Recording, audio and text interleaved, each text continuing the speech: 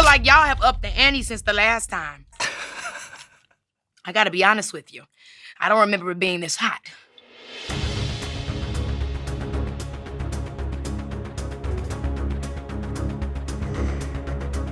Hey, what's going on, everybody? For First We Feast, I'm Sean Evans, and you're watching Hot Ones, a reunion special brought to you by our friends from Field Roast, the makers of delicious plant-based meats and cheeses. And today, we welcome back to the hot seat Keke Palmer, the sequel.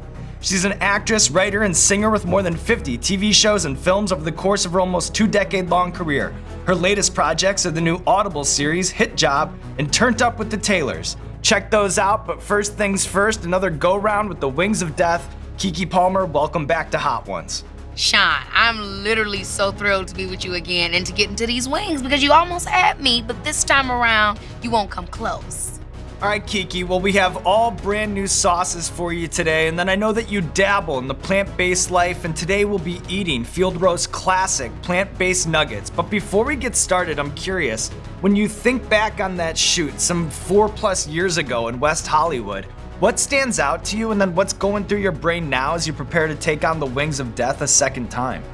Okay, what was going through my mind then, I would say, is that I was not that familiar with the show. So I was like, really didn't know what I was walking into. I knew it was like I'm eating hot wings. I didn't know, obviously, how hot they were gonna be, how real it was.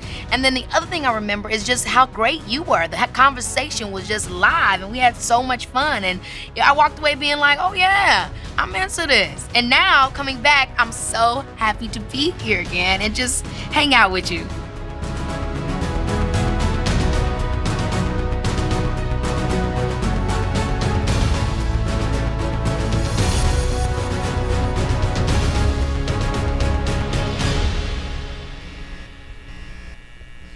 Okay. This is delicious. This is a tasty treat. I love a good nugget. Me too, a good plant-based nugget. So most people know you as a triple threat entertainer, but in recent years, you've put together a formidable hosting reel as ringmaster for the 2020 VMAs, and then even getting an Emmy nomination for your work on Strahan, Sarah, and Keke. What are your biggest interview pet peeves? Can you give me one? Your biggest pet peeve when you're the one being interviewed, and then your biggest pet peeve when you're doing the interview. My biggest pet peeve when I'm doing the interview, or should I say when I'm being interviewed, is when someone hasn't done their research. When they just kind of give the same old questions. It's like, I get it. Sometimes we all phone it in. But it's like, come on, give me something to work with. Like, let's actually have a fun experience and bring something new to the table. I'm always looking for that. And then when I'm the one doing the interviewing, like when I'm interviewing someone else, when people are just giving me one word, it's like, don't make me pour water from a rock, sweetie. I got a lot of energy, but not that much. So I'd be hoping that people are going to come with some type of energy that I can work with, so we can have a good time. I think that's the really good, the great art of a good interview is that it's just a conversation, so you're always looking to be able to find that balance.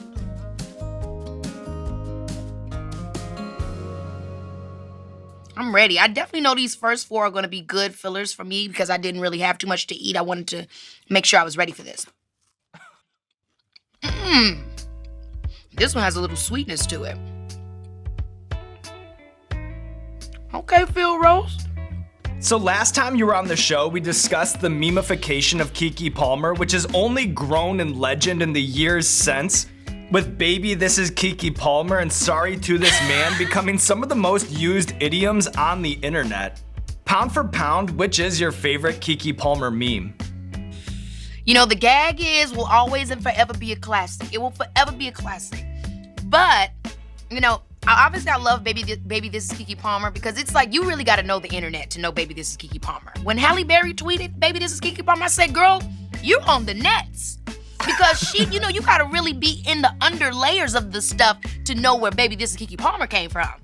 And then to what degree do you think virality is something that can be reverse engineered? Because sometimes we have these moments on this show that break containment and become almost bigger than the show itself. And then people will ask us, like, how do you guys do that? And I'll be like, I have no idea. I don't decide what the internet decides to put a crown on and what it sinks to the bottom. And this is what makes memes so special is that the audience chooses. They decide what they want to make a moment, make something legendary, iconic. That's why it's so special. Whenever you make a meme that somebody ends up loving and goes around the world, or it's a moment of you in a specific space and time, sometimes as an entertainer, people feel so far away from you because of the guise of the whole fame thing that's really not real. So it's really special to me when it happens. I feel like, it's like, y'all see me, y'all know I'm a real person. I love you guys.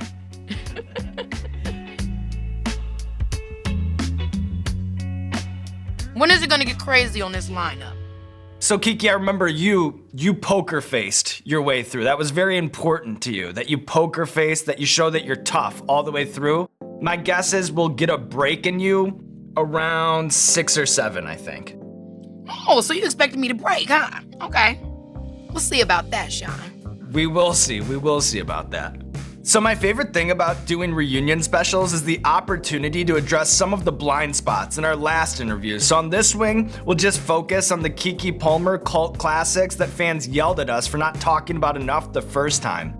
Do you remember how to spell pulchritude, the championship word from Aquila and the Bee, and then bonus points if you know the Latin word that it's derived from? It's derived from the Latin word pulchere, meaning to be beautiful.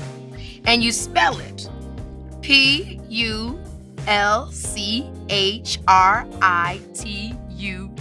And like Angela Bassett said, E. Nailed it. I always think about that at the end. Angela Bassett, because they had all the people in the end spell one letter of the word, and in the end, Angela Bassett's just like, E. I love her. True Jackson VP hits a nostalgic chord with people that you see fans clamoring for a reboot, and then of course the theme song was included in this very popular TikTok dance challenge. Why do you think that series in particular resonates with people so much, even 10 years after it last aired? Well, obviously, I think Andy Gordon, who created the show, he wrote an amazing show. I mean, him and his crew, Dan Kopelman, what they put together, Sid Ventress, all those guys worked together to make a really fun show. The writing, I think, was mature. Even though it was for kids, it was really grounded in truth. And I think that's definitely what made True Jackson VP special. And then also the fact that she was somebody that represented following your dreams at a young age. I think that's what a lot of people cling to. I've met people that come up to me and say, you're the reason why I wanted to go to FIDM. When I saw True Jackson VP as a kid, I thought, man, I could do anything. I want to start my own business. And it's so funny because even though I was playing a character that was doing that, I was also doing that in my life. Working at a grown-up job, never really knew I could work this hard. So I was living True Jackson's life as well. And so I think that it was just about a young girl. It wasn't about struggling, which is huge, obviously, for Black Americans. It was just a fun show about a young girl following her dreams. And what kid doesn't want to know that their dreams can come true when they're only 15? Devil's Wood. That name is a little bit try-hard, but okay. It's cool. Little keg. Very slight. I like the flavor, though. So here at First We Feast, we cheered from the sidelines when we found out that you'd be hosting a food competition series on Disney+. And it seems like cooking is something that you've really been drawn to during this lockdown. And I have you pegged as a breakfast person. What's the key? Can you talk us through how to make Keke Palmer's pancakes in as much detail as possible? Oh, honey, I thought you'd never ask. The key is making sure that batter consistency isn't too thick or too liquidy. Because if it's too liquidy, you're not gonna get that nice rise. You're not gonna get that fluffy middle. It's gonna be just, too crisp. Which, if you want a little more crepe vibe, go at it. But if you want that natural, just pancake look, make sure that consistency is right. That's the first thing. Secondly, don't put the eye on too high. You want it to slowly cook that front so you can get a nice even golden brown, you know what I mean, before it burns up the whole pancake, or burns too fast and it doesn't cook all the way through. That would just be a disaster. Right before you put the batter on there, you want to get just one little spray because you don't want to do too much oil. Just a little spray, put the batter on there, let it sit, be patient. Flip that baby over at the last minute after it starts bubbling. You need to see the bubbles. It needs to pop, pop, pop some bubbles on the back side. Once you see those bubbles come through, flip it on over, honey, and you got yourself a pancake.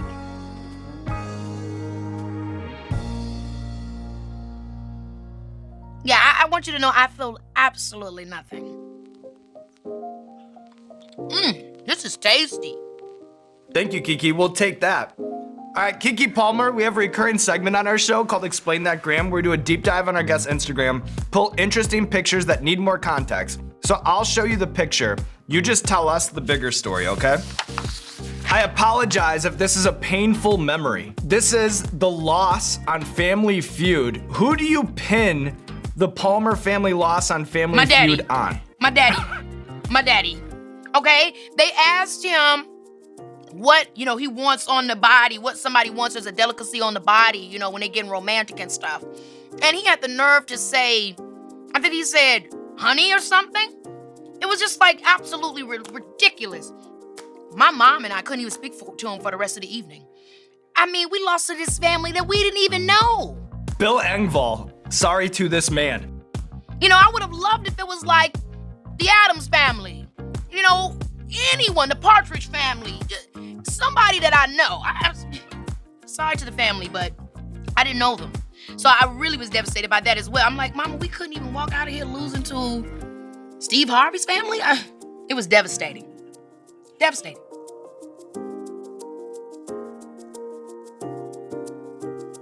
This one doesn't even look like anything. I feel a little heat trying to creep in the throat, but... Nothing you can't handle. Nothing. You said it. So on your Instagram, you described an insane nightmare where coronavirus was trying to infiltrate your home by taking on the form of deceased family members.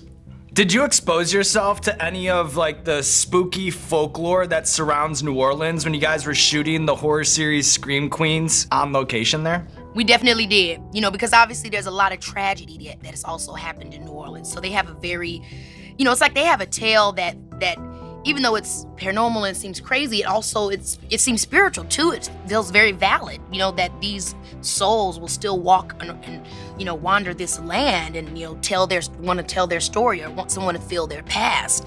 But whenever I get spooked or I go to stuff like that, as soon as I get into my house, the Lord is with me, Lord is with me. And I just start talking. I was like, God, I know I was into some stuff tonight, but you've got my back.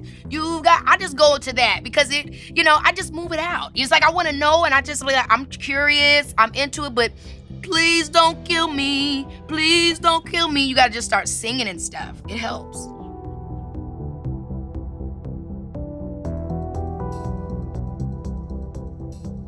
Got my natural hair out this time around. Won't be needing any keratin treatments.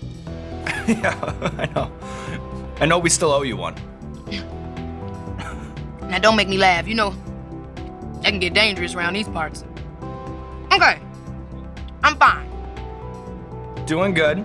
I'm trying to tell, is Keke Palmer poker facing or do you have a proclivity for spicy foods, a talent for it? Or is it something that you're interested in? I love spicy foods. Love spicy foods. But spicy foods with flavor. Because sometimes it's just that wasabi hot. Oh, no. So one of the many things that's happened since we last spoke is that TikTok blew up and then you blew up on TikTok. And I saw that your first ever post was to kick off the dance challenge for your song, I Don't Belong to You. Have you found that TikTok at all affects how your music will take off? And even more so, does the platform at all influence even how you approach lyrics or song structure? Yeah, I think it could subconsciously. I think you gotta be careful as a creative to necessarily contort yourself to what you're seeing, but more so see how you can express yourself within that space.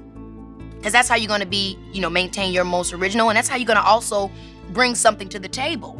When you embrace these platforms, it makes you a better artist and it allows other people to hear your stuff that never usually would. Embrace it, but you embrace it in your own way. Don't allow what other people are doing to define who you are and what you're gonna do. Just say, okay, this is their unique way, what's my unique way? And have fun with it. All right, Keke Palmer, that time has come to move on to the 8th spot. You're so far unbothered.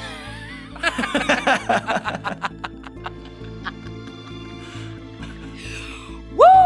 Okay. It's a crazy one. Keke, because I'm your friend. Don't act like I can't handle myself in front of all these people, Sean.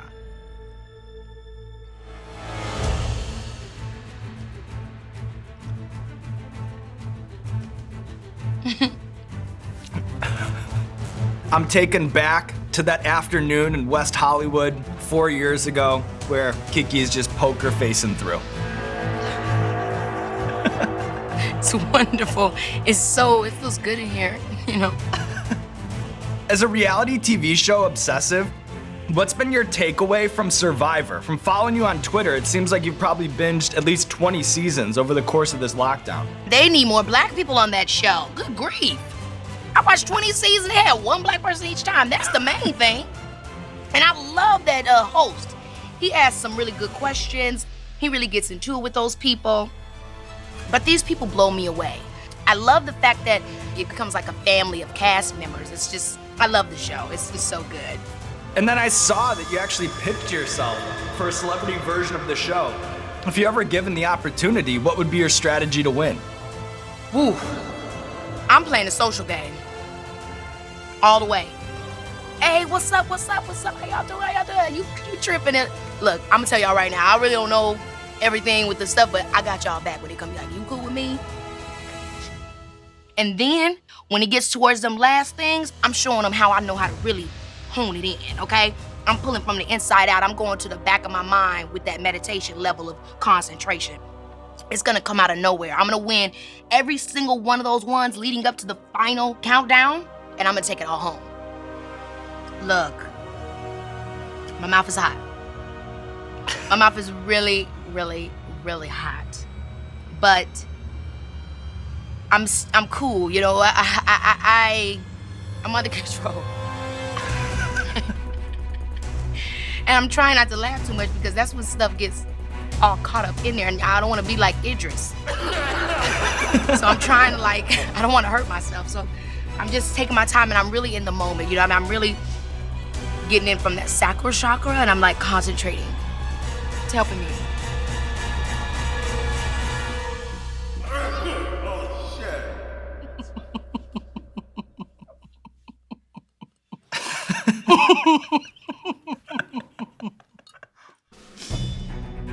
Okay, yeah.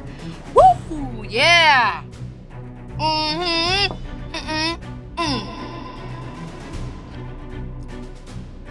Who cares about this guy? No It's problem. It's nothing.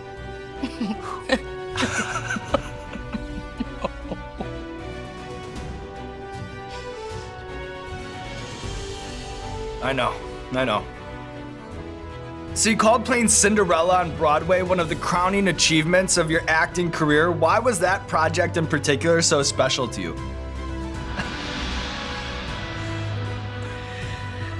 Whew. I'm just laughing because I'm going back into the moment. You know, I'm going back, to being on stage, and it's just like I'm just laughing because it's milk. It's just milk. Oh my gosh, Sean. Okay. You know why? Because growing up, I saw Brandy play Cinderella on the made-for-TV version. I just never could have imagined that I could be a part of something that impactful, let alone on Broadway. Because Broadway, as an actor, it's like the Olympics for, excuse me, getting gassy. And I never thought I could do it. I'm just usually like action and then cut and it's over. But that's not how it works with theater and stage. So for me to get the opportunity to get on Broadway and play a character that I never knew represented me until one of my biggest inspirations played her, to know that I could get to be a part of anything that impactful on stage. I'll never forget the little girl was looking up at me when I came out and did my first solo moment, and she says, "Mommy, that's not Cinderella." And I was just like, I'm so happy that now she's gonna know that it is, Whew.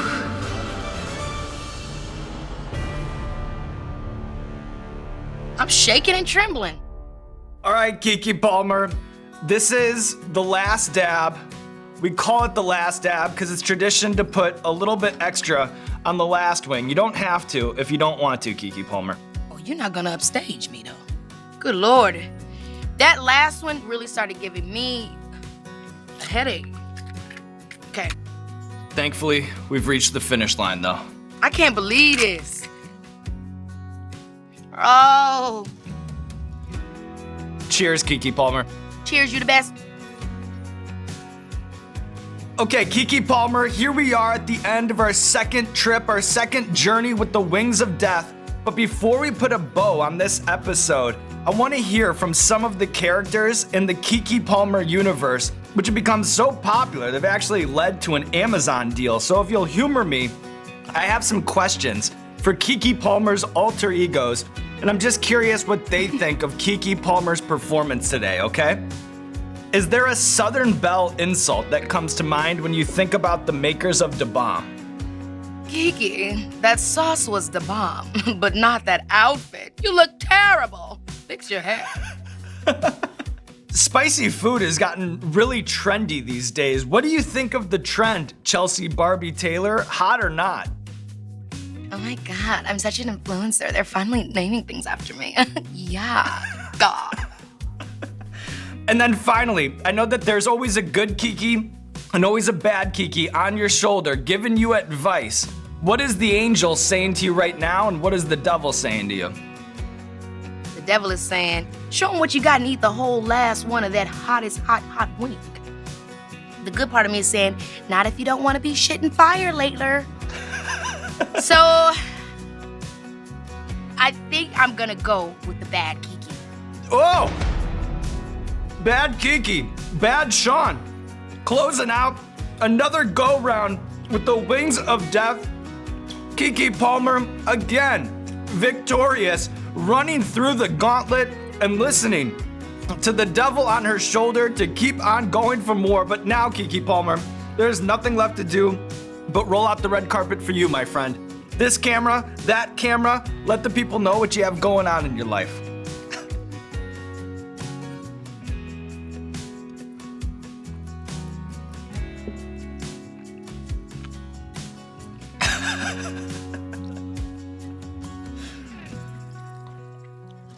Make sure you go check out Turned Up with the Taylors and vote for me on the Webbies. And make sure you check out my new Audible series starring myself and Pete Davidson called Hijab. My mouth is so hot. You guys, I gotta calm this down. Good grief. I owe you drinks. I owe you drinks in Williamsburg. Yeah, you do. And I want it at a rich restaurant down by where you live. We ain't going to no damn Williamsburg. Yeah, Deal. we going to the city.